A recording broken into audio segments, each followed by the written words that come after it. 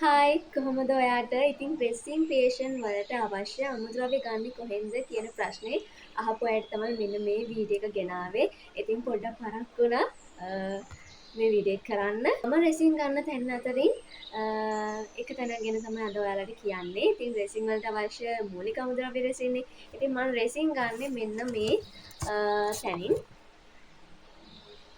පෙට්‍රොකේම්.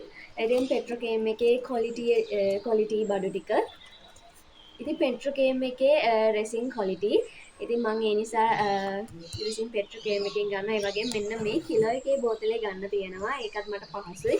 ඒ වගේම ප්‍රයිස් එකත් මගේ බජට් එකට ගැලපෙනවා. අන්න ඒ හින්දා තමයි මම රෙසින් පෙට්‍රොකේම් එකෙන් ගන්න. ඒ වගේම මෙන්න මේ විදිහට තමයි බෝතල් දෙක එන්නේ. රෙසින් සහ හාර්න් එක දෙකට එක අනුපාතයට තමයි මම යූස් කරන්නේ.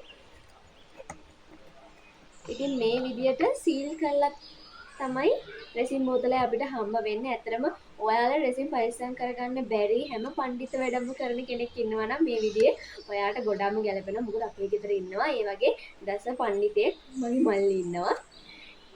ඒ වගේම තව දෙයක් තමයි රෙසින් ක්‍රියේෂන් එකක් කළා ආයේ පවුදා රෙසින් ක්‍රියේෂන් එකක් කරන්න යද්දි මූඩිය ගල් වෙලා තියෙනවා විවෘත කරගන්න බැරි තත්ත්වයේ තියෙනවා. ඉතින් මෙන්න මේ බෝතලේදී අන්න එහෙම වෙන්නේ නෑ. හරිම පහසුයි අපිට. ඉතින් මේ වගේ පුංචි පුංචි කාරණා ගොඩාක් තියෙනවා.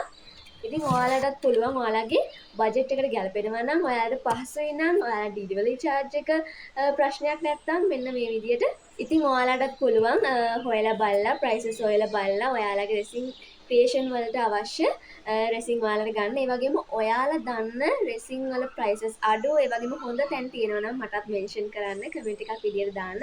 ඒ වගේම පෙට්‍රොකේම් එකේ විස්තර මම ඔයාලට මේ වීඩියෝ එකේම දාන්නම්.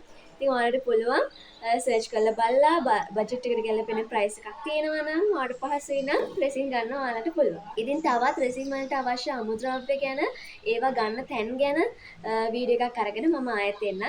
එහෙනම් බයි.